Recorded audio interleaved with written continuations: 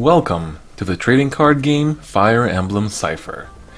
You may have heard of the popular video game series Fire Emblem, which just happens to be my all-time favorite, but even if you have no experience with the video game series, this might be just the card game for you. Whether you're a veteran Fire Emblem fan, or you've only played Awakening or Fates, or maybe just Heroes, or you haven't touched any Fire Emblem at all, this TCG can be enjoyed by anyone. However, despite being such a great card game, it is currently only available in Japanese, and so far, an English release is not looking too likely. However, don't worry, because the community translates new cards at top speed and they're all available on the wiki, as well as many other community websites. More about those at the end of the video, so make sure you stay tuned. First of all, let's talk about the cards themselves. Now, unlike other popular TCGs, such as Yu-Gi-Oh!, Pokemon, and Magic the Gathering, which contains various types of cards such as spells and traps, energies and trainers, and lands and enchantments, Fire Emblem Cipher contains none other than unit cards. These cards possess different stats and effects, which allow them to turn the tide of a battle. Let's take a look at this Chrom from Fire Emblem Awakening and one of his cards. In the very top left, we see this big number 1. This is the cost that must be paid in order to deploy the unit on the field. We'll talk more about that later. Next, going down the left side, is the unit's color, or insignia. In Chrom's case, it is the Mark of Naga, or simply blue, which you may have guessed from the card's border color. Currently, there are a total of 7 different colors in the game: blue for Awakening and Tokyo Mirage Sessions, red for Shadow Dragon and Tokyo Mirage Sessions, green for Path of Radiance and Radiant Dawn, white for Hoshido, Branch of Fates, black for Nor, Branch of Fates, yellow for Genealogy of the Holy War, and purple for Binding Blade and Blazing Sword. Intelligent Systems has already announced that they will be adding all the remaining Fire Emblem games to Fire Emblem Cipher eventually, but we do not know which colors they will take. Just below the color insignia are the unit's affinities. These include gender, weapon, and unit type. In Chrom's case, he is a male who uses a sword weapon. Not all units have a unit type affinity, but if we look at a card like Hector, we can see he has the armor unit type affinity. Next, we obviously have this gorgeous art taking up the majority of the space of the card, which is often drawn by famous Japanese illustrators like Daisuke Izuka, Kaoru Kaguya, Fujichoko, Lackey, as well as others, which is one of my personal favorite things about this card game. Moving on to the lower half of the card, we can see this big box of text, which is the skill. When you look closely, you'll notice that in this case, there is a green symbol at the beginning of the skill. That signifies that it is a continuous skill, which means that this skill will always be active as long as the unit is on the field and as long as the skill's condition is fulfilled. There are other types of skills, such as the Act skill with a red icon, which means that it is a skill that you can only activate during the action phase. More on that soon. This Act skill can be activated multiple times per turn, unless it is restricted to once per turn. This blue icon represents an auto skill, which is one that activates in response to an action that occurs or when a specific condition is fulfilled. There is the yellow support skill and the pink bond skill, both of which we will be covering later. Next, there is the purple special skill, which is one that correlates with effects where none of the other criteria fit, like an effect that activates in your hand, for example. The next types of skills are slightly more special. First, the class change skill, or CCS for short. This can only be activated if the unit has been class changed, meaning it has to have a card of the same name underneath it. Next, a type of skill that is mostly seen in the green color is the LVS skill. Each LVS skill comes with a number after it, such as LVS2, which states how many cards have to be in a stack of the current card in order for the skill to take place. This Ike has a LVS2 skill, therefore the stack must consist of 2 cards. This stack includes the current card on top. To accompany the LVS skills, green units have the growth mechanic, which allows you to put cards underneath a stack of cards in order to ensure the activation of a LVS skill. The formation skill, or FS, requires specific units to be tapped in order to activate it. The union skill, or US, requires a specific color card in the bond zone. Carnage form, or CF, is restricted to Tokyo Mirage Sessions, and it requires the current unit to be in the same row as another unit, which is usually specified in the skill itself. Dragon Vein, currently exclusive to Hoshido and Noa Royals, requires one of your orb cards to be flipped face up. You can pick any of your orbs, but it will become public knowledge both to you and your opponent. One important note for any skills, the turn player has priority. You may be worried that the skill you're seeing on this Crom card is in Japanese and you won't know what it does when playing the game, but worry not. The Serenes Forest wiki has all cards translated, so you can look these skills up at any time you like. The next text box you see in a different color is that of the support skill. Next, the big number on the left is the unit's attack power, while the big number on the right is the unit's support power. Below the skills, you'll find the unit's title, such as Lord in Crom's case, the unit's range, which will be important on the battlefield. There are some units which do not have any range, such as the Sakura, which are not able to attack any other units themselves, but still have various uses on the battlefield through their skills. And finally, the unit's title and name. The name in this case is simply the unit's name, such as Crom, while the title is just something to distinguish different cards. In this example, Crom's title is Crown Prince of Elise.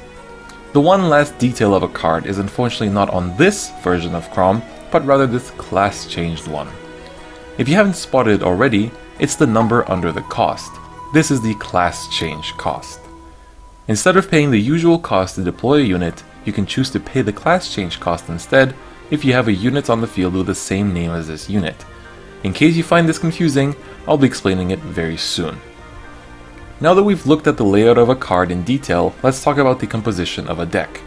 In Fire Emblem Cipher, a deck must contain at least 50 cards with no upper card limit. One deck can only have up to 4 copies of the same card with the same title and name, much like in Pokemon TCG and Cardfight Vanguard. Bear in mind that some cards have alternate arts. From these cards, each player must pick one cost 1 card as their Lord or main character and set it face down on the field before beginning a game. I will explain the role of a main character in the game of Cipher when we move on to explaining the flow of a game. We discussed colors earlier, but one deck does not have to be restricted to one color, and it usually isn't. It's very common to mix 2 or even 3 colors into one deck for maximum efficiency. What you're seeing right now is the battlefield of Fire Emblem Cipher. On the right hand side, in the middle, we have the deck zone, which is where you place your deck face down. Directly below it, you have the retreat area, which is where defeated units as well as others go. In the game of Cipher, when you run out of cards in your deck, you simply shuffle your entire retreat area into your deck without taking any penalty, which you would in some other TCGs. The zone above the deck is the support area.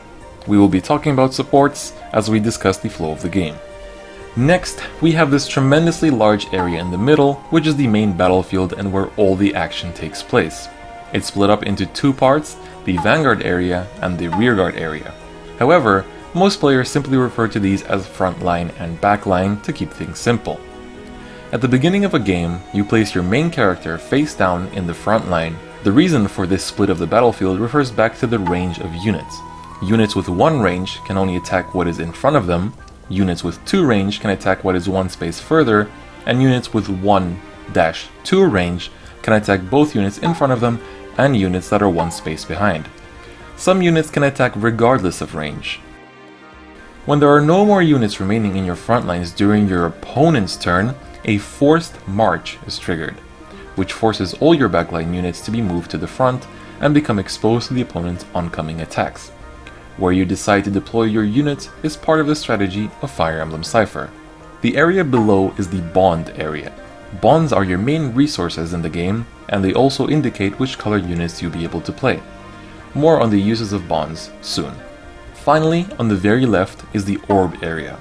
At the beginning of the game, after having drawn your hands, each player places the top 5 cards of their deck in the orb area face down. These are meant to be seen as the orbs of the Fire Emblem. The orbs can be seen as the HP of your main character. Each time your main character takes damage, you take the first orb available, until you have none left. This is also the win condition of the game. When a player's main character takes damage and they do not have any more orbs left, they lose the game as the emblem shatters. Neither players are allowed to look at theirs or their opponent's orbs while they are face down.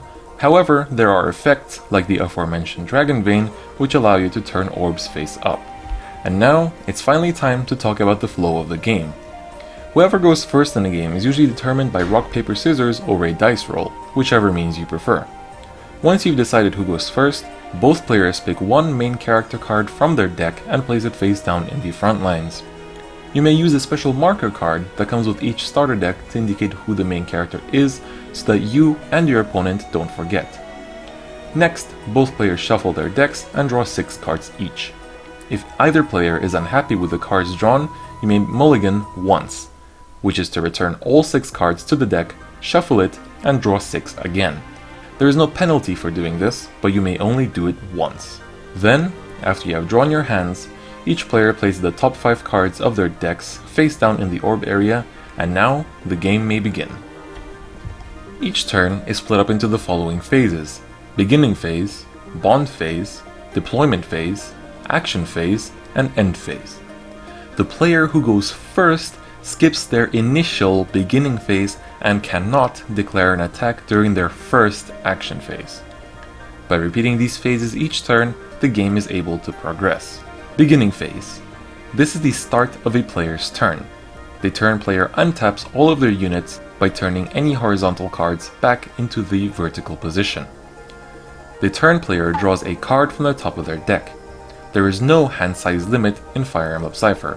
Any effect that would trigger at the beginning phase now activates.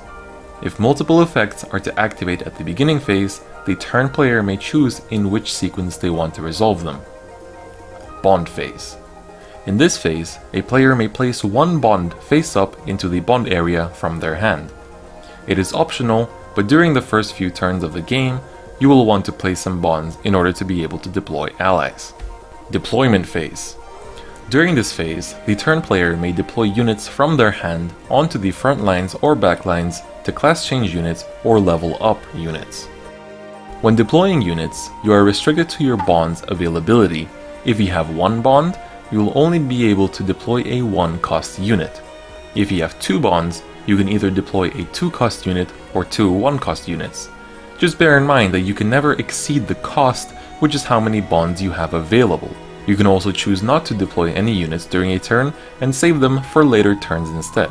As the game progresses, you will be able to deploy stronger units with bigger costs. Another restriction of the deployment phase is color. In order to deploy a unit, you must have at least one face-up bond which matches that unit's color. For example, if I have a face-up blue bond, I can deploy a blue unit, but not a red unit. If I have a face-up blue bond, red bond, white bond, I can deploy blue units, red units, and white units, as long as they do not exceed the cost of the bonds that I have available. A bond that is turned face down becomes colorless, but it is still counted towards your bond total for paying cost of deployment. However, if all bonds are turned face down, then that means you will not be able to deploy any new units until you have another face-up bond. You also cannot have 2 of the same character on the field at once. For example, you cannot deploy another Crom if you already control a Crom. However, you can class change a lower cost Crom into a new form. With class changing, instead of paying the upper deployment cost of a unit, you pay the cost below, which is the class change cost. This way, you save on the amount of cost you pay per turn, and you draw a card when you class change as well. You can also deploy a class change unit without class changing if you do not have another form of the card already on the field, but you will have to pay the upper cost for it instead, just like with other units. You can also class change on top of class changed units, as long as the unit that you're class changing into has a class change cost. Furthermore, you can class change the same character even if it is a different color. For example, this female Corrin card is a white card, but this one is a black card. It's possible to class change them because they are the same character unit. If you play a unit without a class change cost instead, it will be considered a level up, which will not allow you to draw a card. You can also level down units by placing a non-promoted form of a card on top of a promoted one. Like level up, this is not a class change, therefore you do not draw a card. Finally, the amount of units that you can have on both your front lines and back lines are unlimited, as long as you can physically fit that many. Action phase. During the action phase, the turn player performs attacks, uses various skills of cards, as well as moves their units. Various skills require the player to flip bond cards face down. Be careful with which bonds you flip face down, as you do not want to restrict yourself from playing a certain color unit next turn by not having a face-up bond of that color. A face-down bond cannot be flipped face-up without the use of a certain skill, like that of Nowi's, which returns a bond to your hand, or Deirdre's, which flips a bond face-up. Both players can look at their own and each other's face-down bonds. As previously mentioned, you can move units. This is done by tapping a card and moving it to a different row, such as from the front lines to the back lines. An already tapped unit cannot be moved except by a skill. Now, we move on to the details for conducting battle. To attack an opponent's unit, you tap your attacking unit and declare the opposing unit that your unit can attack, depending on the range of your unit. Then, any skills that would activate when this unit attacks, activate. Following that, both players reveal the top card of their decks and place them in the support area. This is called a support. Each player adds the support values to the attack values of each unit in battle, resulting in the total amount of power. If the supporting card has any support skills, such as an attack support or defensive support, these are now activated as well. Bear in mind that attack supports only activate for a card that is attacking, while defensive supports only activate for cards that are defending. However, if your support reveals the same named character as the unit that is attacking, or the unit that is defending in your opponent's case, then the support fails. Therefore, your Crom cannot support check another Crom. A failed support has no power to add, no support skills, nothing. Next, the attacking player has the option to perform a critical hit. This can be done by discarding a card with the same character name as the attacking unit from your hand, which doubles the current attacking power. This attacking power also counts for any support power that has been added. This can turn a losing battle into an overwhelming victory, but there is one more step in the attack: the opponent's option to evade. After the attacking player has decided if a critical hit or not, the opponent may choose to discard the same character name card as the defending unit in order to evade, which essentially nullifies the battle, resulting in a miss. Note, some cards have skills which do not allow for evasions.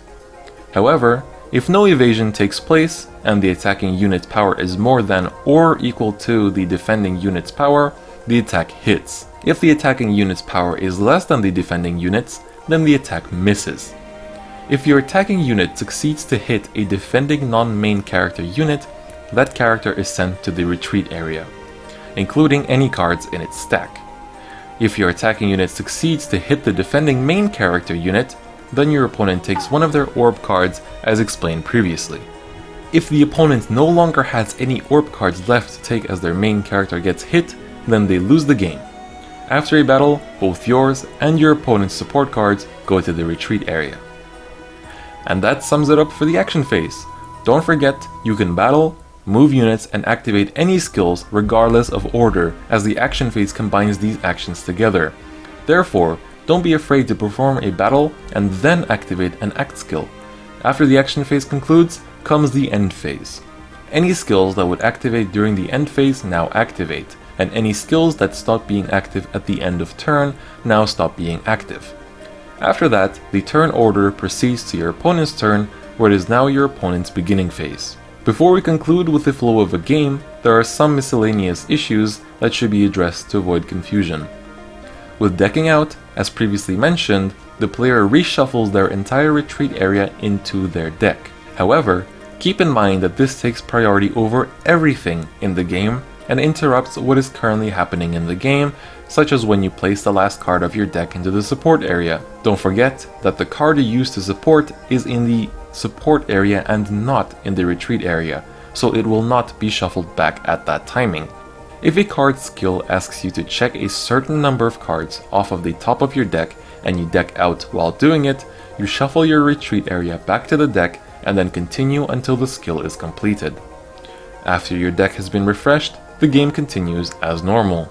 Next, there are some cards that have destruction effects, which destroy units.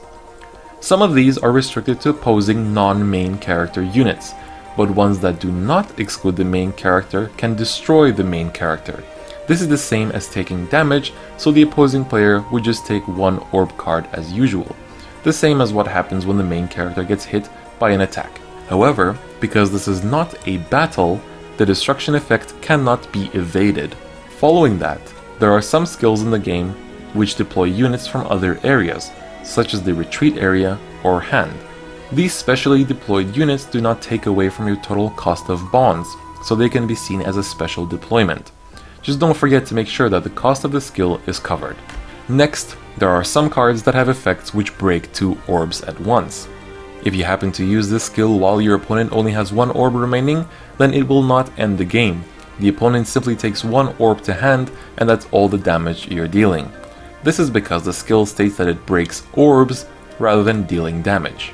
Finally, there are some cards which have male and female versions, such as Corin, Morgan, and Robin. Their different genders count as separate units, so you cannot class change a male Robin into a female Robin. You can also have both gender version cards on the field at once, as they are counted as different units. And that concludes the tutorial. You may be in the need for some places to discuss with other players of the game or to buy cards or play online. Don't worry, I've got you covered. First, the most important link of all, the wiki. You'll find it in the description. It's part of the Serenes Forest wiki, but it has all cards, and any new cards are quickly translated and added to the wiki as well. The wiki also contains a bunch of good links as well, on top of cards themselves. The Serenes Forest forums are a great place to talk, ask questions, and stay updated with the game. The main place for immediate discussion, however, is the Fire Emblem Cipher Discord channel, which you'll find a link of in the description as well. My personal Discord has a Cipher role as well, but it doesn't have anywhere near as many Cipher players as a dedicated Cipher Discord. That Discord also hosts their own tournaments from time to time as well. The main place to buy the physical product of Cipher is amiami.com. They provide pre-orders for any upcoming releases and often restock the older boosters and starter decks as well. A link to the Cipher section can be found in the description. I'll also attach a merchandise guide from the wiki, which will help you find cards as well on different websites. An additional point, do not buy Cipher cards from eBay.